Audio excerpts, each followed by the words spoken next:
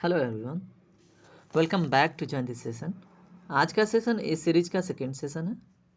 इसमें पहले की तरह टॉप 10 एमसीक्यू अटेम्प्ट करेंगे। एक्सप्लेनेशन थोड़ा सा डिटेल होगा कि एक क्वेश्चन के पीछे आपके एटलीस्ट 5 to 6 क्वेश्चन हो जाएं। ठीक है, तो ये सेशन इस प्रकार से रहने वाला है कि एसएससी जीडी का एग्ज़ाम आप देते हैं तो फैक्ट बेसिस जो क्वेश्चन बनते हैं आपके वो भी यहाँ से सॉल्व होंगे। अगर आप यूपीएससी, कोई स्टेट पीसीएस या फिर एसएससी किसी भी स्तर का एग्ज़ाम देते हैं, ठीक है, तो उसमें अगर कॉन्सेप्ट से रिलेटेड कोई क्वेश्चन बनता है तो हम उसे भी देखेंगे। ठीक है, तो चलिए ये इंटरेस्टिंग सेशन स्टार्ट करते हैं और देखते हैं आज के क्वेश्चंस। आज का फर्स्ट क्वेश्चन आपके सामने है। क्वेश्चन मैं पढ़ता हूँ। सुप्रीम कोर्ट के अनौपचारिक न्यायाधीश की नियुक्ति कौन करता है? बताइए। सुप्रीम कोर्ट के अनौपचारिक यानी कि अनऑफिशियल जो जज अपॉइंटेड होते हैं ना, उन कौन करता है? क्वेश्चन ये है। ऑप्शन ए है राष्ट्रपति, बी है उपराष्ट्रपति, सी मंत्रियों की सलाह से राष्ट्रपति, डी है राष्ट्रपति के अनुमति से सुप्रीम कोर्ट का मुख्य न्यायाधीश। ठीक है, इस क्वेश्चन का राइट आंसर क्या है? Option number D. ठीक है, तो सुप्रीम कोर्ट के जो अनौपचारिक न्यायाधीश होते हैं इनकी आवश्यकता जब होता है ना, बहुत सारी केसेज आ जाती हैं और फिर जजों की कम संख्या होती है और कार्य सही से नहीं होते हैं, तो ऐसी स्थिति होती है ना। तो राष्ट्रपति की अनुमति से सुप्रीम कोर्ट का जो मुख्य न्यायाधीश होता है वो क्या करता है? वही ये कार्य करता है, अपॉइंट करने वाला। ठीक है, चलिए सुप्रीम कोर्ट आपके सामने आया तो उसके बारे में थोड़ा सा जान लेते हैं। ठीक है, जैसे अगर बात की जाए कि सुप्रीम कोर्ट का इस्टेब्लिशमेंट या फिर इसका जो स्ट्रक्चर है या फिर इसका गठन है सुप्रीम कोर्ट का, वो किस अनुच्छेद से रिलेटेड है, ऐसा क्वेश्चन बने तो आर्टिकल 124 याद रखिएगा। ठीक है, अगर बात की जाए कि सुप्रीम कोर्ट को कोर्ट ऑफ रिकॉर्ड बोला जाता है, क्या बोला जाता है? Court of record. ठीक है, कोर्ट ऑफ रिकॉर्ड बोला जाता है, ये कहाँ पे लिखा हुआ है? तो ये अनुच्छेद 129 में, आर्टिकल 129 में ये बात लिखी हुई है। ठीक है, और कोर्ट ऑफ रिकॉर्ड का मतलब होता क्या है? जैसे मान लीजिए सुप्रीम कोर्ट में या फिर किसी भी कोर्ट में कोई ऐसा फैसला सुनाया गया, ठीक है, जो एक हिस्टोरिकल है, वैसे मतलब कोई भी केस का एक रिकॉर्ड रखना है ना, और उसका एक प्रामाणिकता होना। ठीक है, जैसे अथेंटिक डाटा होना। सिमिलर कोई केस आती है या फिर कोई बहुत बड़ा जजमेंट है, वो सारा रखता है सुप्रीम कोर्ट। ठीक है, और उसी का बेस बना के कभी कभी जजमेंट भी दिए जाते हैं। तो इसे हम क्या बोलते हैं? इसे हम बोलते हैं कोर्ट ऑफ रिकॉर्ड। ठीक है, तो सुप्रीम कोर्ट किस तरह से अपना रोल प्ले करता है? As a court of record. ठीक है, इसके बारे में इतना जानने के बाद थोड़ा सा और इसके विषय में हम जानकारी इकट्ठा करते हैं। वो क्या है? ठीक है, कोर्ट ऑफ रिकॉर्ड हमने समझ लिया। सुप्रीम कोर्ट के पास कुछ पावर्स हैं। ठीक है, जैसे ज्यूरिसडिक्शन से रिलेटेड कुछ पावर्स हैं। ठीक है, वो कहाँ कहाँ पे हैं, कैसे कैसे हैं, उन्हें हम देखते हैं। ठीक है, ये आ गया हमारा सुप्रीम कोर्ट। सुप्रीम कोर्ट के पास स्पेशली कौन कौन से ज्यूरिसडिक्शन है? एक है ओरिजिनल ज्यूरिसडिक्शन। ओरिजिनल ज्यूरिसडिक्शन ये क्या होता है? ओरिजिनल ज्यूरिसडिक्शन मीन्स कोई एकदम बिल्कुल फ्रेश केस पे अगर सुनवाई करता है सुप्रीम कोर्ट, ठीक है, कोई फैसला सुनाता है, तो वो क्या कहलाता है? उसका ओरिजिनल ज्यूरिसडिक्शन कहलाता है। और ये डिफिनीशन किस आर्टिकल में है? आर्टिकल 131 में। आर्टिकल 131 में ओरिजिनल ज्यूरिसडिक्शन डिफाइन है। ठीक है, उसके बाद आता है एपिलेट ज्यूरिसडिक्शन। क्या आता है? Appellate jurisdiction. अब इसमें क्या होता है? जैसे मान लीजिए किसी भी कोर्ट में कोई फैसला सुनाया गया, ठीक है, सुप्रीम कोर्ट ने उसे अपने अंतर्गत ले लिया या फिर मतलब वो खुद केस चल के आया सुप्रीम कोर्ट, उस पे अगर सुप्रीम कोर्ट कोई सुझाव देता है या फिर कोई मतलब उस पे अपना जजमेंट देता है, तो उसे क्या बोलते हैं सुप्रीम कोर्ट का? Appellate jurisdiction. क्या बोलते हैं? Appellate jurisdiction. इसके रिलेटेड अगर आर्टिकल की बात की जाए तो 132 है, 133 है, 134 है। ठीक है, इसके अंतर्गत एपिलेट ज्यूरिसडिक्शन की बात की गई है। अगर सुप्रीम कोर्ट के एडवाइजरी ज्यूरिसडिक्शन की बात की जाए तो क्या होता है? जैसे सलाहकारी अगर ज्यूरिसडिक्शन देता है सुप्रीम कोर्ट तो उन किन मैटरों पे देता है? बताइए। जैसे अगर कोई स्टेट का कोई भी हाई कोर्ट है, अगर कोई सलाह चाहता है ना, उस पे अगर ये क्या करता है, कोई सलाह देता है या फिर कोई फैसला लिया किसी स्टेट का हाई कोर्ट, ठीक है, तो उस पे अगर इसने क्या किया, एडवाइस किया कि आप ऐसे नहीं ऐसे करो, तो इस प्रकार का पावर जो है वो एडवाइजरी ज्यूरिडिक्शन कहलाता है। ठीक है, अगर हम एक चीज़ और इसके विषय में बात करें कि इसको ना फेडरल कोर्ट का पावर मतलब दिया गया है किसको, सुप्रीम कोर्ट को, फेडरल कोर्ट्स। ठीक है, तो इससे रिलेटेड कौन सा अनुच्छेद है, अनुच्छेद 135 के अंतर्गत सुप्रीम कोर्ट को एज अ फेडरल कोर्ट का भी दर्जा मिला है या पावर मिला है। ठीक है, इतना कुछ जानने के बाद हम चलते हैं अगले क्वेश्चन पे, देखते हैं अगला क्वेश्चन। सॉरी, अगला क्वेश्चन देखिए क्या है। कस्बा योजना समिति भारतीय संविधान के किस भाग में आती है। कस्बा योजना समिति भारतीय संविधान के किस भाग में आती है। ठीक है, भाग क्या है ये, 7, भाग 9, भाग 9A, इनमें से कोई नहीं, बताइए किस में आती है। इसका सही जवाब है ऑप्शन नंबर सी, यानी कि किस में सॉरी, पार्ट 9A में आता है क्या, कस्बा योजना समिति, जिसको इंग्लिश में क्या बोलते हैं हम, टाउन प्लानिंग कमेटी। ठीक है, अब यहाँ से हम थोड़ा सा और इससे रिलेटेड कुछ बात करेंगे। देखिए टाउन आया, यानी कि टाउन कहाँ पे होता है, अर्बन एरिया में। अर्बन एरिया में होता है क्या, म्यूनसिपालिटी का लोकल गवर्नमेंट, है ना। तो हम क्या बोलते हैं, अब ये कौन सी बात से लिंक हो रहा है, 74th कॉन्स्टिट्यूशन अमेंडमेंट से।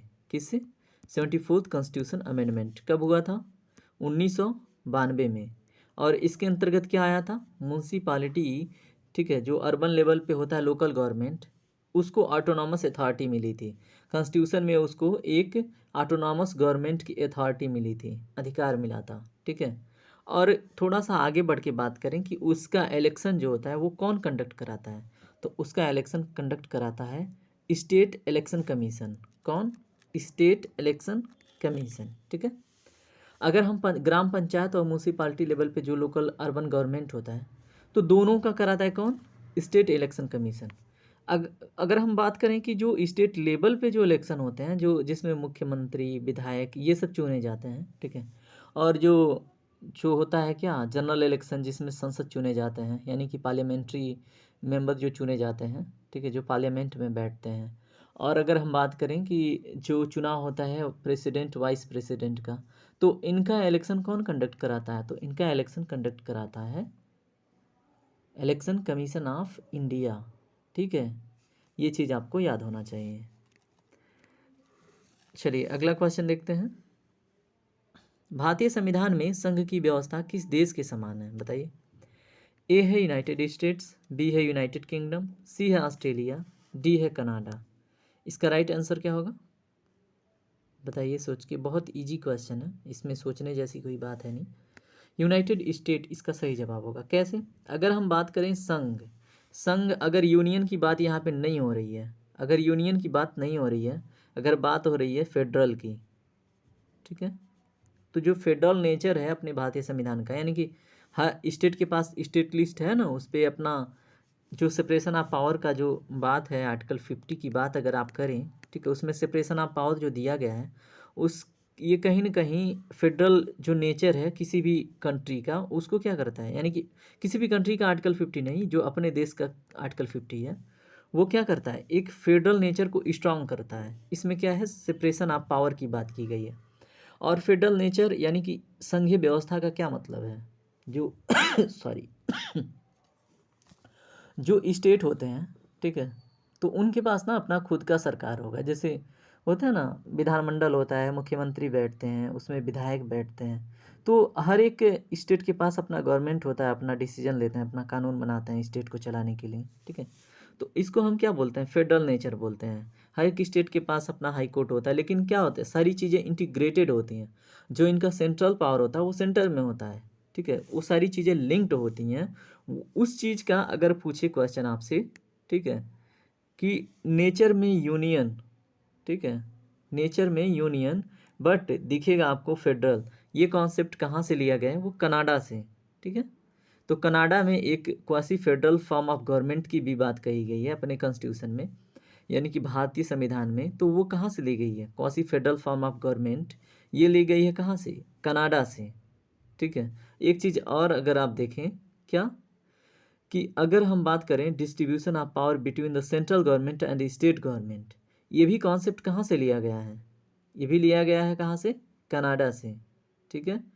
और जो federal system with a strong central government, यानी कि जो इंटीग्रेटेड की बात कर रहा हूँ मैं, कि स्टेट का जो पावर है या फिर हाई कोर्ट का जो पावर है, सेपरेट होने के बावजूद भी ये सारी चीज़ें सेंटर पे डिपेंड करती हैं, ठीक है, पार्लियामेंट पे डिपेंड करती हैं। तो ये भी बात कहाँ से लिया गया है, कनाडा से, ठीक है। चलिए, इतना कुछ जानने के बाद हम देखते हैं अगला क्वेश्चन। अगला क्वेश्चन पढ़िए। भारत के संविधान में स्वतंत्रता, समानता और बंधुत्व शब्द किस क्रांति से लिए गए हैं, बताइए। बहुत इंटरेस्टिंग क्वेश्चन है, कई बार एग्जामों में पूछ चुका है। फ्रांसीसी, रूसी, अमेरिकी, आयरिश। इसका सही जवाब है फ्रांसीसी क्रांति, ऑप्शन नंबर ए, ठीक है। फ्रांसीसी क्रांति का संबंध मतलब किस ईयर से है, अगर क्वेश्चन बने तो 1789, ठीक है। और यहाँ से क्या लिया गया था, स्वतंत्रता, समानता और बंधुत्व शब्द, कहाँ पे, अपने संविधान में, ठीक है। चलिए अगला क्वेश्चन देखते हैं। संविधान सभा की सलाहकार समिति के अध्यक्ष कौन थे, संविधान सभा के सलाहकार समिति के अध्यक्ष। ए जवाहरलाल नेहरू, बी सरदार वल्लभ भाई पटेल, सी एच.सी. मुखर्जी, डी मौलाना आज़ाद।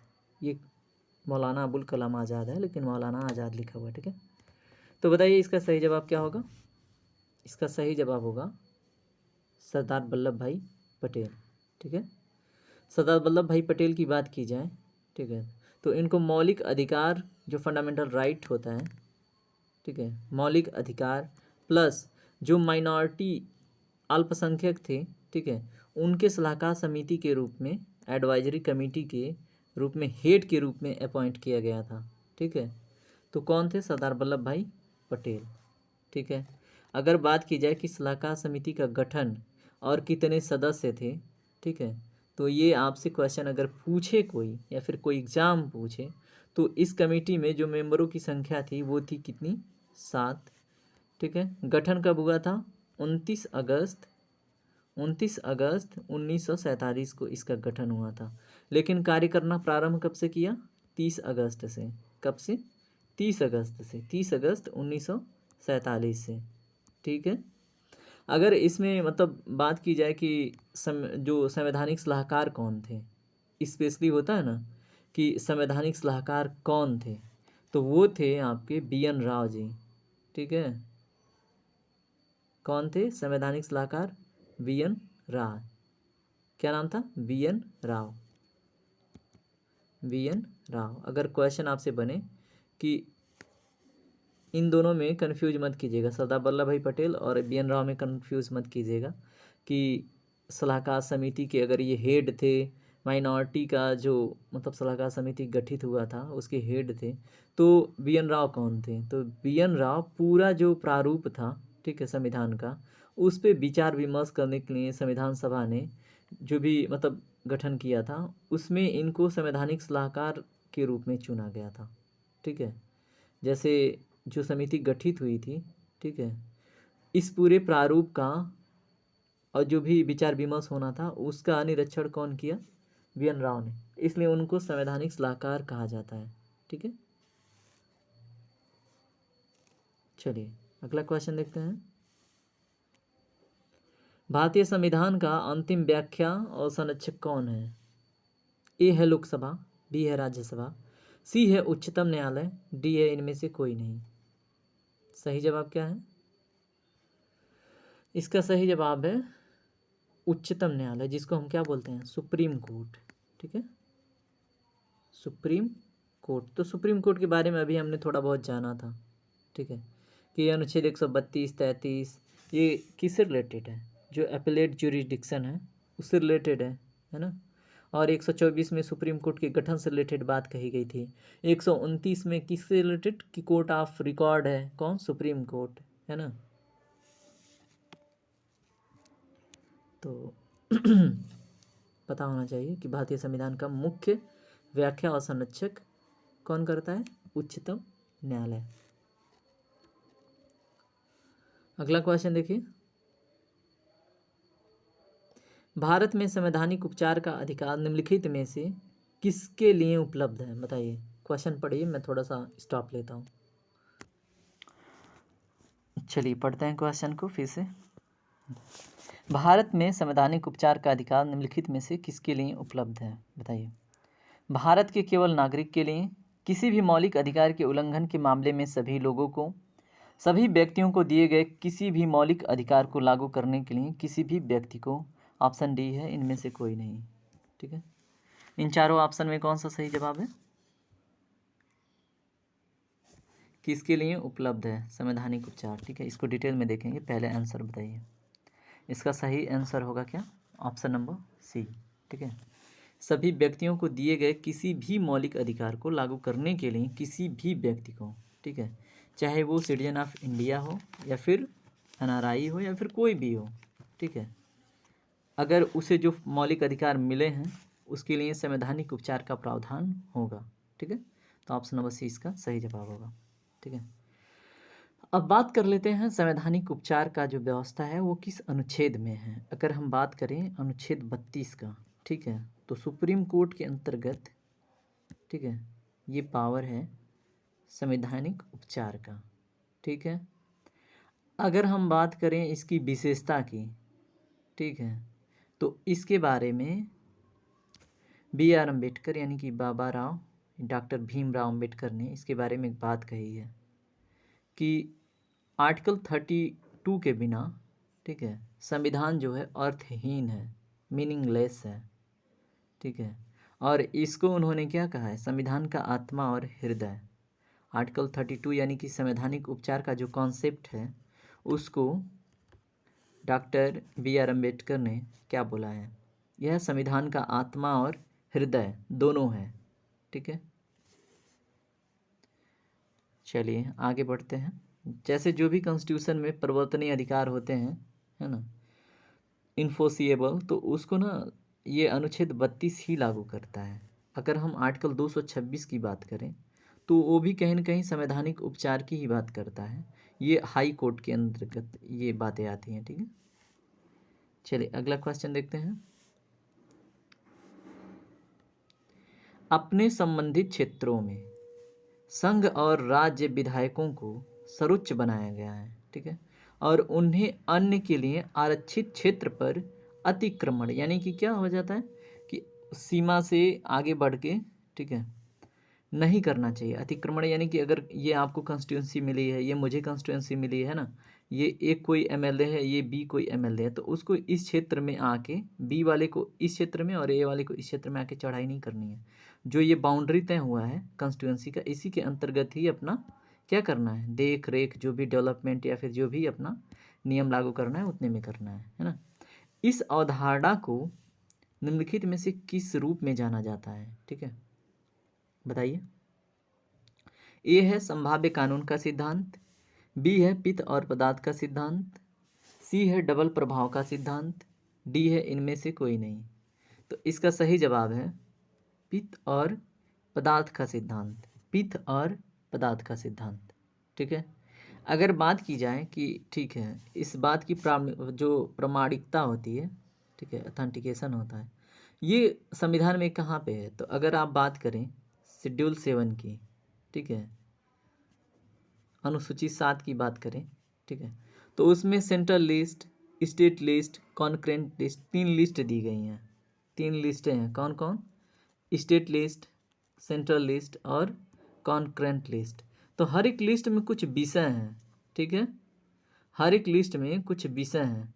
उन विषयों पे, जैसे स्टेट लिस्ट के विषय पे स्टेट गवर्नमेंट अपने कानून बनाएगी, सेंट्रल लिस्ट के विषय पे सेंटर बनाएगी, कॉन्करेंट पे दोनों बनाएंगे।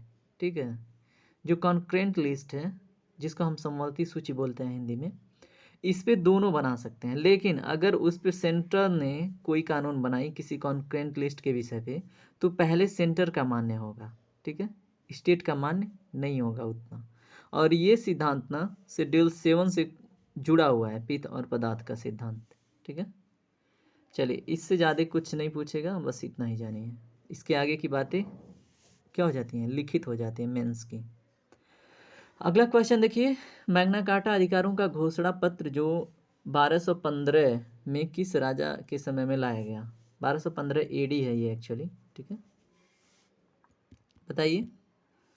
जॉन प्रथम, जॉन द्वितीय, हेनरी प्रथम, हेनरी द्वितीय, इसका सही जवाब क्या है? इसका सही जवाब है जॉन द्वितीय, यानी कि ऑप्शन नंबर बी इसका करेक्ट आंसर है। ठीक है, मैग्ना कार्टा के बारे में हमने देख लिया। सॉरी, एक्चुअल में मैग्ना कार्टा का मतलब होता है क्या है ये बताइएगा आप। ठीक है, जो फंडामेंटल राइट्स की बात होती है, ठीक है, वही कहीं ना कहीं मैग्ना कार्टा से प्रभावित थी। ठीक है, और इस बात को 1215 में किसने उठाया था? जॉन द्वितीय ने। और एक इम्पॉर्टेंट चीज़, ये जो मैग्ना कार्टा थी, ठीक है, जब लाई गई थी ना, तो उस समय इसमें कुछ ऐसे प्रावधान थे जो क्या कर रही थी, जो ऑटोक्रेसी थी ना, जैसे मोनार्की जो गवर्नमेंट चल रही थी, राजशाही जो सिस्टम थे रूल करने के, ठीक है, वो कहीं ना कहीं कमज़ोर पड़ गए। ठीक है, और उस समय जो लोकतंत्र की जो बातें आई, ठीक है, जो लोगों में शक्तियाँ थीं, यानी कि पीपल में, यानी कि जो चुन के आने वाले व्यक्ति थे, या फिर आप कह लें कि जो समाज की रूल रेगुलेशन के पावर थे, वो कहीं ना कहीं मोनार्की से अपडेटेड थे, वो आगे थे। ठीक है, उनके राइट्स जो थे वो कहीं ना कहीं जो राजशाही थी, तानाशाही थी, उसको क्या कर रहे थे? कमज़ोर कर रहे थे। ठीक है, तो ये चीज़ें आपको पता होनी चाहिए। चलिए अगला क्वेश्चन देखिए, ये जीके का क्वेश्चन है और इकोनॉमिक्स का क्वेश्चन है। ठीक है, पढ़िए ध्यान से। डॉलरीकरण का सही परिभाषा क्या है? What is the exact definition of dollarization? A है जब किसी देश के निवासी घरेलू मुद्रा के समानांतर इसके बजाय यूएस डॉलर का उपयोग करते हैं। बी है जब एक देश के निवासी घरेलू मुद्रा के बजाय केवल यूएस डॉलर का उपयोग करते हैं। सी है जब देश के निवासी घरेलू मुद्रा के बजाय समांतर तौर में विदेशी मुद्रा का उपयोग करते हैं। और डी है इनमें से कोई नहीं। तो इसका सही जवाब क्या है? इसका सही जवाब है ऑप्शन नंबर सी। ठीक है, क्या? जब देश निवासी घरेलू मुद्रा के बजाय उसके पैरेलल, ठीक है, बहुत अधिक मात्रा में विदेशी मुद्रा का उपयोग करना स्टार्ट कर देते हैं तो उसे डॉलराइजेशन कहते हैं। ठीक है, आज का सेशन यहीं पे कंप्लीट होता है। अगर सेशन पसंद आता है आपको, ठीक है, तो लाइक, कमेंट, शेयर, सब्सक्राइब और बेल आइकन जरूर प्रेस कीजिए लेटेस्ट सेशन पाने के लिए, अपडेटेड रहने के लिए। ठीक है, चलिए यहीं पे सेशन कंप्लीट करते हैं। आपका दिन शुभ हो, पढ़ते रहिए, मोटिवेटेड रहिए। Take care, bye bye.